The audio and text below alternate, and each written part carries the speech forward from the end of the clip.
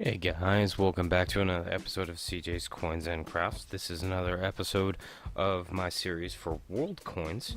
I apologize that I haven't been following up with this series as much as I really wanted to, but it's just kind of how life happens. So I do have some more videos coming up, so stay tuned for those. But I just wanted to go through these. This is just a small set that I was able to pick up from the local coin shop, and the reason why I picked these up is that these were all, most of them were older. So first, I'll start off with the 1912 half penny, which is this one right here. So this one is kind of slicked out, but you can see 1912 right there at the bottom. This is a coin from the UK. This one, it's made of bronze, and it has a mintage of about 21 million. So there's still it's this kind of resembles the kind of like the Seated Liberty design that the U.S. has, but I thought it was cool. And then all of these four are actually the same design, just different years. So I've got a 1938, 1943, a 1945, and then a 1952. So all of these half pennies, again, are the UK. The 1938, there's 48 million minted on those. The 1943, there's 76 million minted. 1945 was 57 million minted. And then the 1952, there's only 33 million minted. So as far as I've been able to tell, the 1952 has a lower mintage and is a little bit more rare than the other ones. So I thought that was something that was pretty interesting, specifically with that coin. Then I go down to here. This is probably the one of the more modern ones that I picked out. But the reason why I picked this out is the design.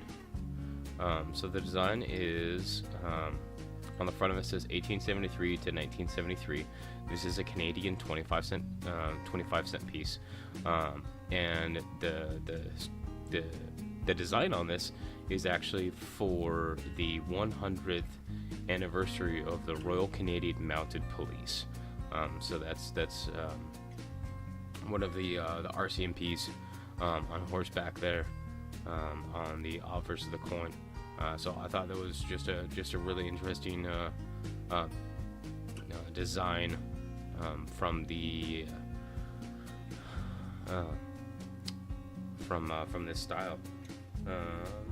So I started looking at this one, and there was there's actually two different versions of this particular design. There is a large bust and a small bust. And the way that you can tell the difference is by looking at the beads around the edge. Now, if they're almost touching the edge, then that would be a large bust, and those are more rare than this one, which is the small bust. How there's a gap, a pretty definitive gap between the beads and then the rim of the coin. So this one is a small bust. There was 134 million of these minted. It is made out of nickel, but I like the design on it. I think it's really interesting, and it, for the 100th anniversary of the RCMP, that's a cool coin. So this one right here is also a Canadian coin.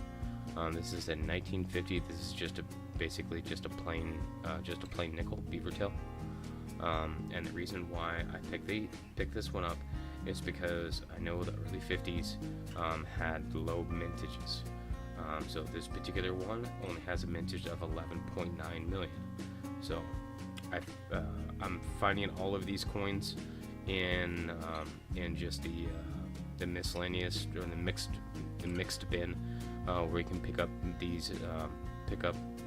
coins for 10 cents each. So I try to pick up things that either have numismatic value or that have low mintages, that make them more rare, or I just like the designs. So that's where I found this one. This one is a 1984. This is a 50 peso coin from Mexico. The reason why I picked this one out is because I don't have anything in my collection as far in the world coins that has a denomination this big in the Mexican coinage. So that's why I picked this one up. So this is a 50 pesos. This design was used from 1984 to 1988. So this is the first year that this design was used. There was 94 million of these minted, and it's made from copper nickel. So it's a pretty common. Oops. It's a pretty common coin. I just like the design, and I really picked it up for just the denomination for that one. Okay, now these two are a little bit different. So I've got a 1948 1 shilling and then a 1954 1 shilling. And the difference is that this one right here, the 1948, this design was only used from 1947 to 1948. It is a 1 shilling coming from the UK, and this is the English crest. Because there's two different types. There's the English crest and then the Scottish crest. This is the English crest, and the mintage on this one is 45 million, and it's minted out of copper nickel. So then we go to the 1954 shilling. The design was used from 1954 to 1970, so this is the first year that this design was used. And this particular one is actually the Scottish shield. So the mintage on this one is 26 million. So I think it's cool to find, even though it's the same denomination, that you have two different styles.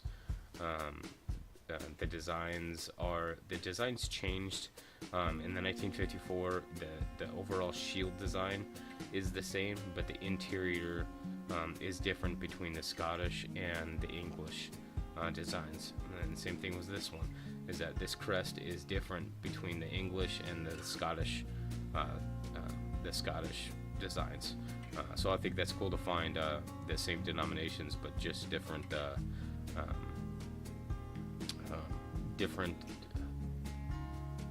designs depending on where they're coming from, even though they're pretty close.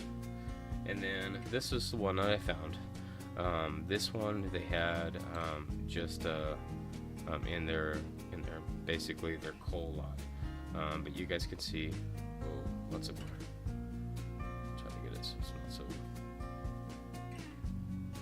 You guys can see that right down here. For some reason I'm getting a lot of glare. This is a 1907, and what this is that this is a 1907 Barber half dollar. So you can barely see the date, you can barely see the stars that go all the way around the edge of the coin. This is a silver half dollar. This is a, you can see underneath the tail right down here, right there. There is an O mint mark. You can see it right there. There's an O mint mark, which means that this coin was minted in New Orleans, and this has a mintage of 3.9 million. So the mintage is kind of on the higher end for these types of coins as far as the overall mintages. They were averaging between 2 and 4 million. But I just think that this is really cool to find a barber, even as slick as it is, to find a barber and to be able to pick one up for cheap. So, all right, that is our show for today. Please stay tuned for more videos that I just picked up some more world coins. A really good mix of world coins, so stay tuned for that video. Please take the time to like and subscribe if you're not already subscribed. Place your comments in the comment section below, and I will see you guys on the next episode.